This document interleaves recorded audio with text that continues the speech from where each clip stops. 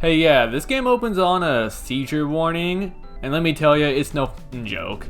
This game is absolutely in love with flashing and colors so much, I'd arguably say it's just part of the gameplay, so be wary. Project Starship X, abbreviated as PSX, which, yeah, sure bruh, is a shoot 'em up with some roguelike elements released in 2020 by Panda Indie Studio, who seems to have quite a collection of games, a majority of which seemingly being these retro pixelated shoot 'em ups. Most notably, the original Project Starship back in 2016, which I suppose makes this game a remake. In PSX, the player will pick from a selection of different pilots before heading off into space through a variety of different levels, blasting enemies while making use of this game's unique focus on mobility through the likes of the X maneuver mechanic. I guess where better to start than the thing y'all have probably noticed by now. This game's visuals. It's definitely a very visually loud game, and I think it rules. I mean, when it's not blasting my face off with colors and flashes. The sprite work is all extremely solid, from enemies to locations, but I want to give special shoutouts to the characters. Despite never having dialogue, these characters manage to be so expressive through all their animations. Just the character selection screen is so good. I love how something is always happening, the rainbow pulsating on the HUD screen, the different reactions from the characters to events. I like the detail of how the character portrait shifts around depending on the way the player is moving. This is gonna sound weird, but it reminds me of like old Flash animation, which is definitely a biased view, as Flash animation could quite literally come in any style, but I always think of these big black outlines and absurd character reactions. I don't know, it makes me think of Newgrounds, you know? Alongside the visuals is the dope-ass soundtrack by Novtos on Bandcamp. Just some straight up chiptune jams of a good variety throughout all these levels, with some dynamic features such as the music slowing down upon taking damage, or speeding up when low on health, or obtaining the overdrive power-up.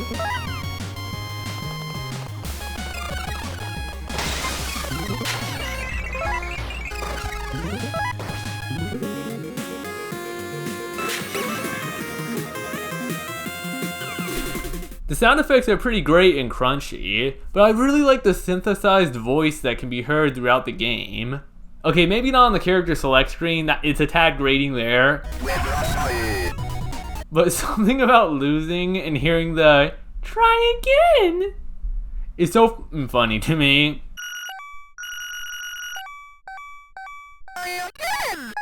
Or at the end of stages where you're raided and getting hit with the "get good." It's great stuff. And yeah, I could do without the enemy that just lets out this awful high-pitched sound. Like, I don't know what the hell was the idea with that one. Like, yeah, I get it, I should target it before it explodes, but damn. Stop screaming. So yeah, great tunes and sounds while going through all these cool locations. Fighting all sorts of aliens, monsters, Hitler. Wait, what? Yeah, this is one of the first things I saw in this game. Like, there is a decent mention of Nazis in this game, and by that I mean more than once. I don't really know why it's here. I mean, when I usually see this kind of art style, a part of me is kind of just expecting a certain sense of humor, and the guide calls itself edgy. But there's nothing bad here. I would definitely not call it edgy. It's kind of more like an innocent gamer humor. Like going to a stage inspired by Mario Bros, where you can jump on Not Goombas or kick a Not Koopa shell, fighting a Bowser-like boss when you need to hit the switch behind it to drop the bridge, fighting a 1-up mushrooms, getting fire flowers, you get the gist. Or a corny 80s vaporwave stage with a fight against a not Pac-Man ghost. The game definitely does have some charm to it, and you just gotta play along with the humor. Like, oh shit! A gun that shoots from its hands? It's fun, I suppose. I always do like seeing a boss show up with like the serious title sound, and it's just something so goofy.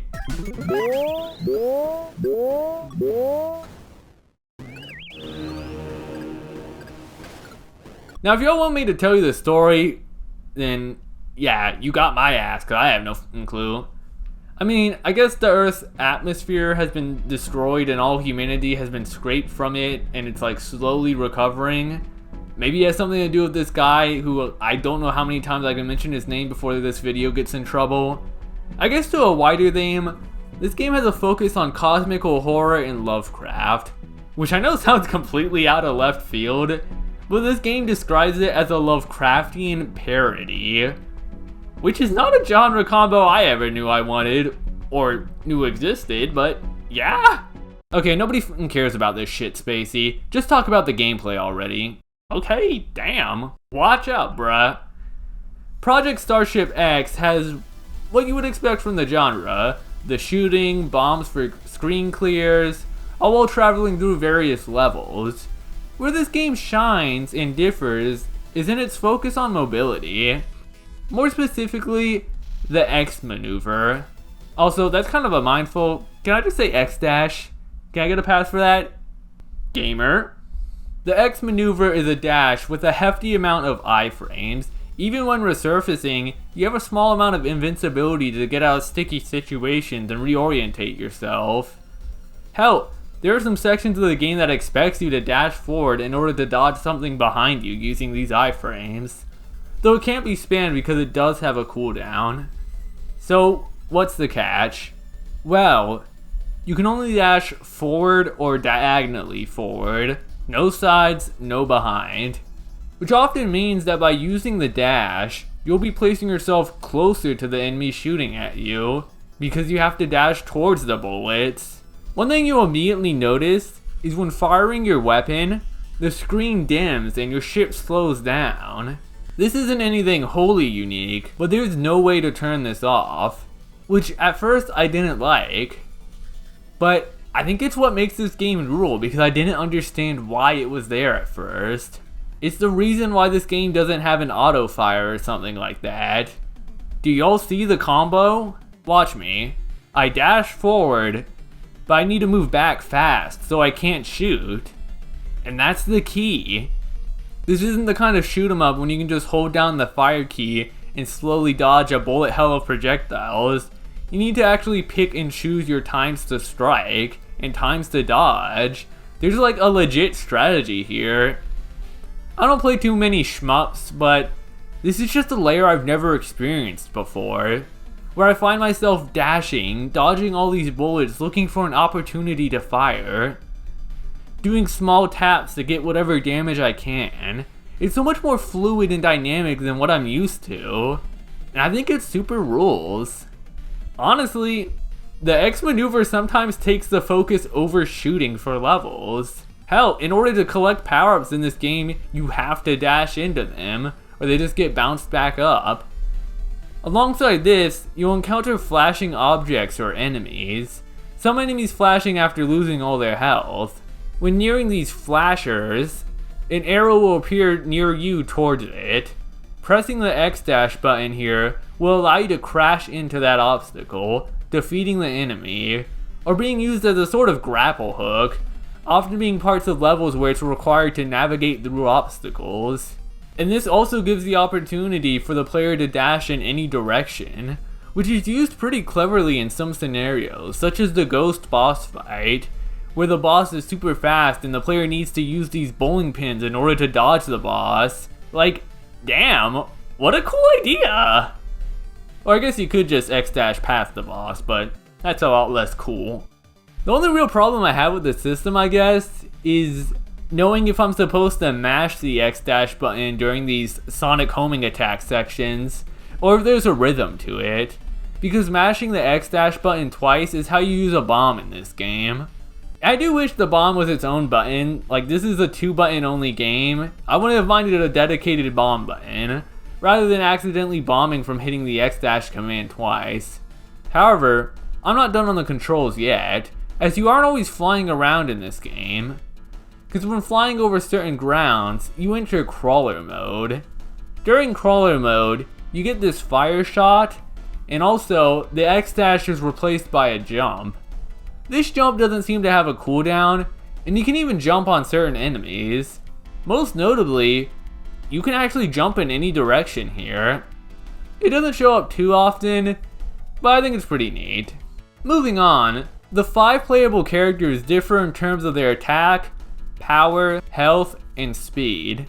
Garrett Zappella is the balanced, hey, you should play this guy first character. I like how you can hear him cry when you pick him. He might have the best portraits in the game. But yeah, decent at everything. Doesn't really excel too much in anything. Y'all know the vibe. Still a great character to play as though. Bro, I fucking hate playing as Gwen Ross IE. Nah man, get me off this character. She's the speedster with a wide fire cone, so you need to get close to actually get some real damage done. However, she starts with 1 less max HP than Garrett, 2 instead of 3. And yeah, she's just my least favorite character. Get the hell out. Like, maybe I'm a noob, but I just don't see the value of moving fast in these kinds of games. John Johnson. Yes, haha, hee hee. JoJo's Bizarre Adventure. I get it! Is probably my second favorite character to play. He has a sort of weird low fire rate burst shot, but it's really strong. He's slower than Garrett and also has 3 HP. Sophie Jefferson, which... the game guide says she has randomized stats, but I have no clue when her stats are chosen, because I picked her like 5 times in a row and she's just Gwen with extra stats. Super fast, 2 HP. Then I play her later on and she just comes through with like 5 HP. Like, oh shit! I don't really know what the defined stats are to be randomized, or if it's balanced in any way. So Sophie has the potential to be the best or worst character in this game. And I kind of vibe with that. But screw all that. It's time we talk about the best character in the game.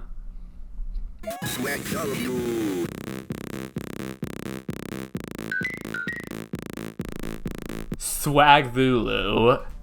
Hey, even the achievement calls him the best character, and they may be right. He's a secret unlockable character that can be gained pretty early on if you know how to get him. And God, just look at his design. Peak character design moment. Just this dude walking in with the ghetto blaster. He's buff as hell too, damn! No lie, when I watched the trailer of this game and saw this dude dab when you pick him, I knew this game was gonna be fire. This game came out in 2020, so dabbing was probably a lot more tiring and annoying back then. But when this dude does it, I don't lie, he's fucking cool, man. Like, I've just come to accept that I will never be as cool as this dude. Like, holy shit. His fit is so strong, it eliminates my existence. And the creators know this too. As I said, he's in the trailer, he's boasted as the best character. Hell, even the description of the game on Steam specifically mentions playing as Swag Zulu. Which is so weird considering he's a hidden locked character that according to the Steam achievements, only about 18% of people actually did unlock and play as him. 100% my favorite character to play as. Yeah, I should probably talk about his gameplay now. I mean, he's the swag character. He's the slowest, does the most damage, but only has 1 HP. He's probably not balanced.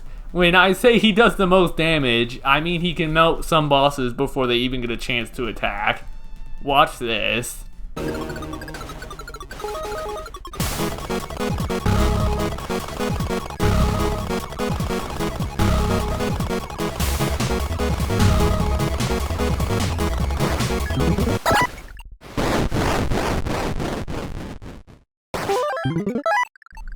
And if you thought that was fast, try watching it when Swag's in overdrive mode.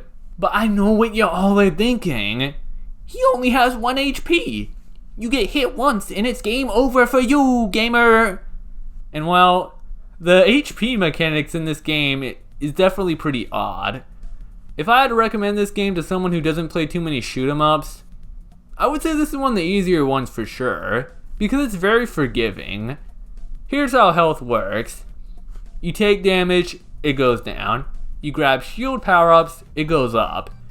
If you grab a shield power while you're at max HP, it will fill up a bar under it that after 5 or so times, you get a max HP increase. That, or you grab the heart power up, which will also increase max HP. If you're at 1 HP and you take damage, you'll be at 0. This puts you in a special state where your ship is a lot smaller and harder to hit.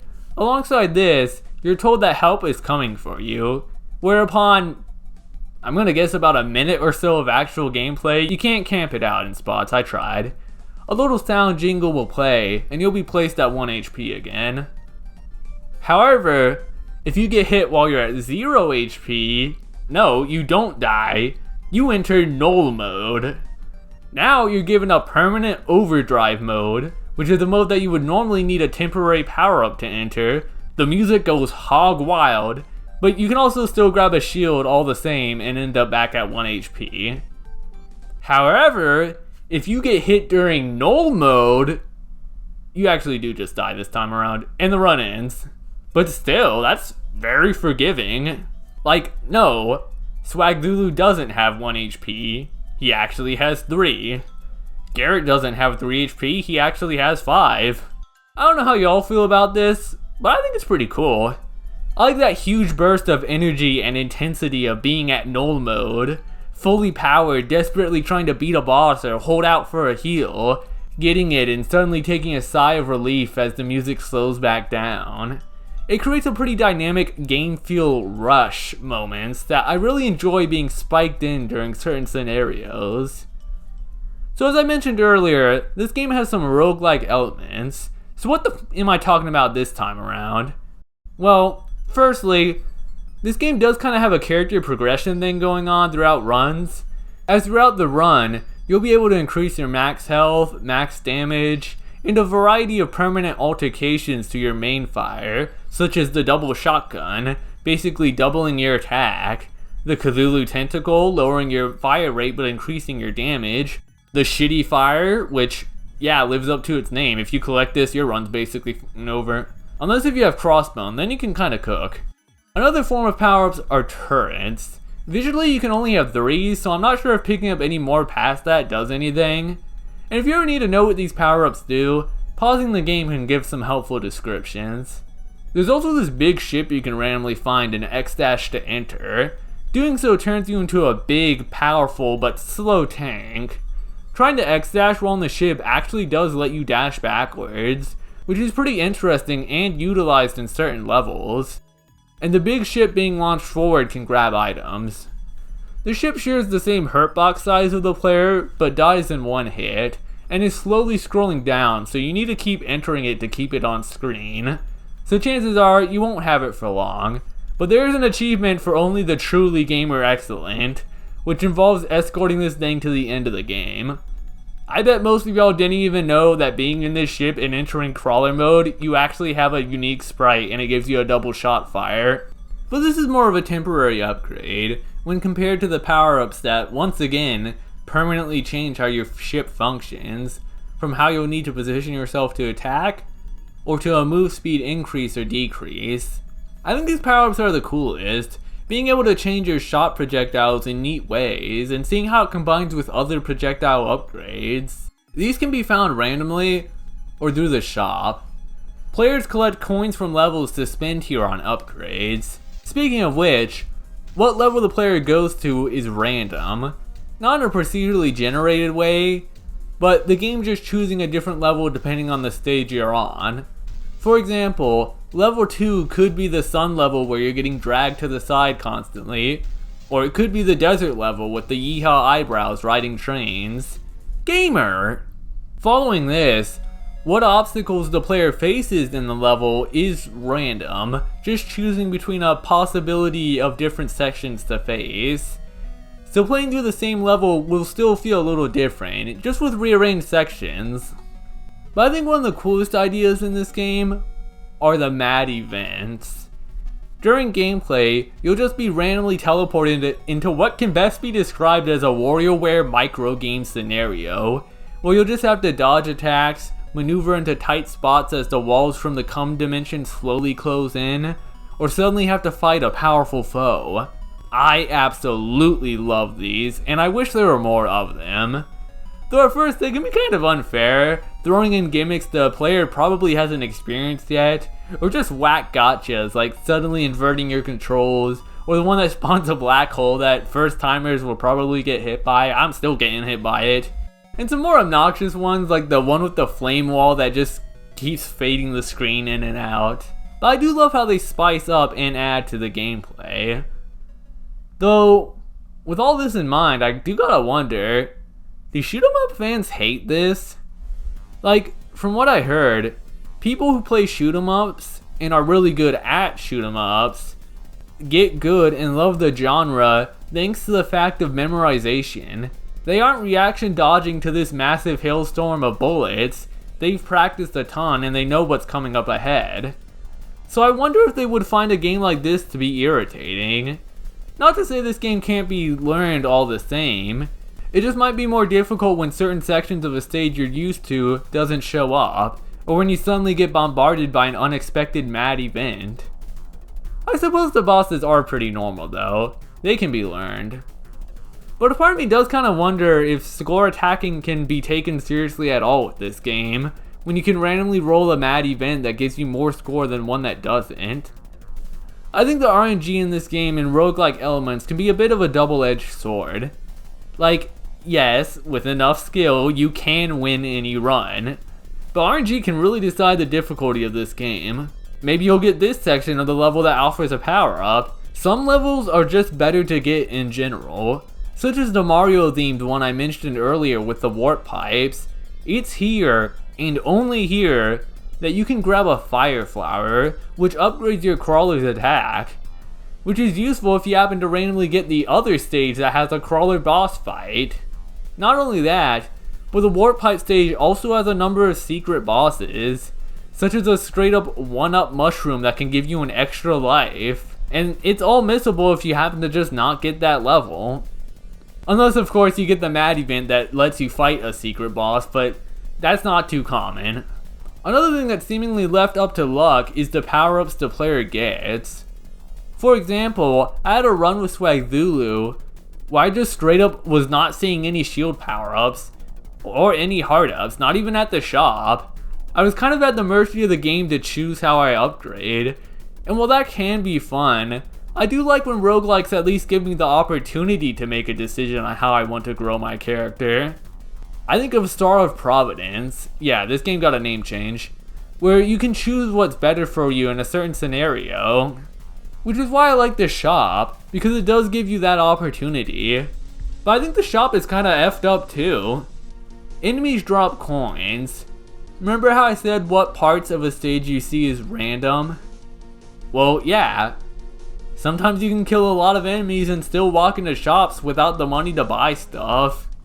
Following this, some mad events such as the unicorn one can give a ton of money. This also gives a buff to characters like Johnson and Zulu, who can more easily take out enemies. Honestly, there are some enemies that can only be taken out by them. They just have that advantage and it's pretty big. It actually feels awful playing as anyone else and just missing out on all that money. But at least I get to move faster, right Gwen? You sicken me. Also, I don't really get why the shield costs as much as the max health increase upgrade. Like, in what scenario would I grab the shield? I don't think it's that big of a deal, but sometimes the luck in this game can be kind of frustrating. Y'all may have noticed by the footage, but this game does have a 2-player mode. I was a tad curious to see how this would work at first, like with the enemies you need to X-dash to in order to dodge things, but it's actually pretty functional. These X-dash chains can still be done by other players. 2-player mode kinda works how you would think, but there are some things of note. Starting out, players can't choose 2 of the same character, which is fair I guess.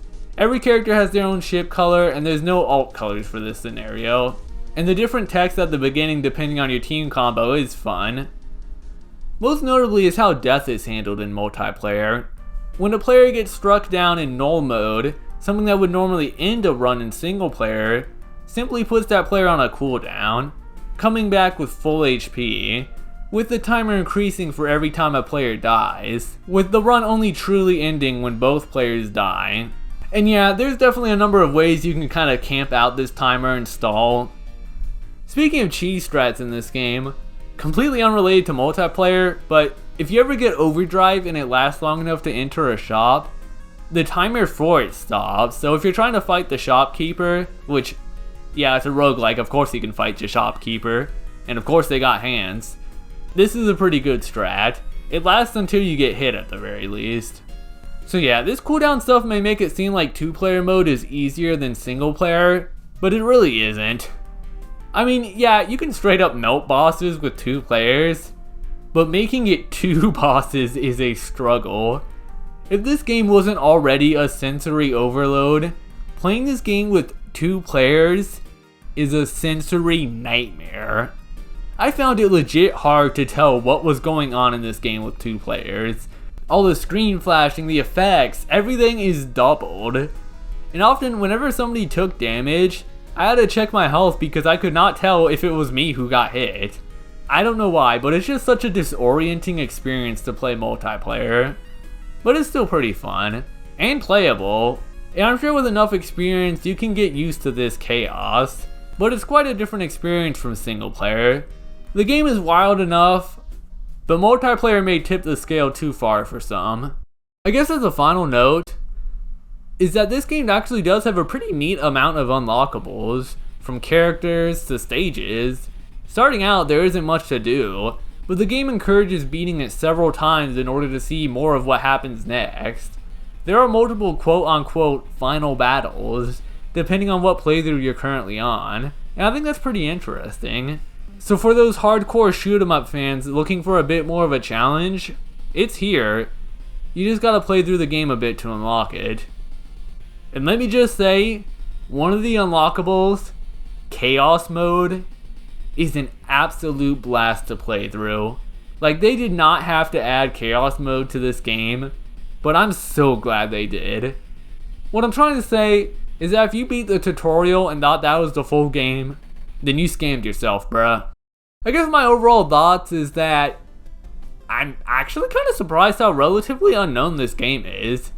Like, yeah, I get it, it's a shoot 'em up, pretty niche genre nowadays. But even to that audience, it's like, wow, this game really flew under everyone's radar, right?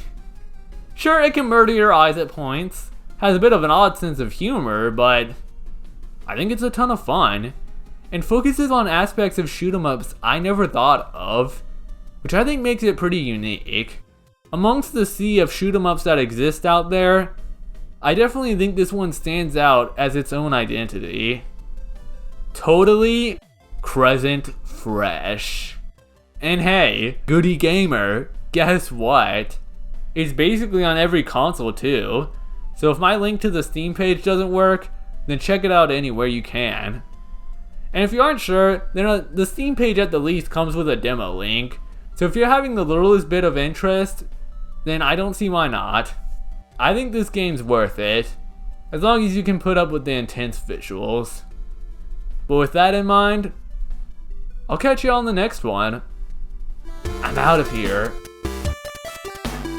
Seltris and Kenshi Ago. Oh my god, y'all are just so gamer excellent. What is going on, yo? Yeah, you can tell I didn't actually have anything written down for the end screen of this video. I don't really know what to say. I mean, I'm still working on my game. Listen, the Gates to Infinity video, it's gonna come someday. And are y'all ready for it? Like, I don't know, man. You gotta tell me. As I already said before, I'm waiting for the prologue to get finished, and then I'm gonna start the Gates. So yeah, the 8-Bit Adventure 2 video is probably going to be next, and hopefully my prologue will be out by then, and then I can start working on Gates to Infinity for real, my gamers. I'm sorry. I'm gonna start writing the end screens now. But yeah, thanks for watching. Support me if you want. Don't support me if you don't want. My videos will be here all the same until I can't make videos no more, but we won't talk about that. So yeah, I'll catch y'all. I guess I already said that. I'll see y'all later, okay? Have a great time doing whatever you do. I bet it's pretty cool.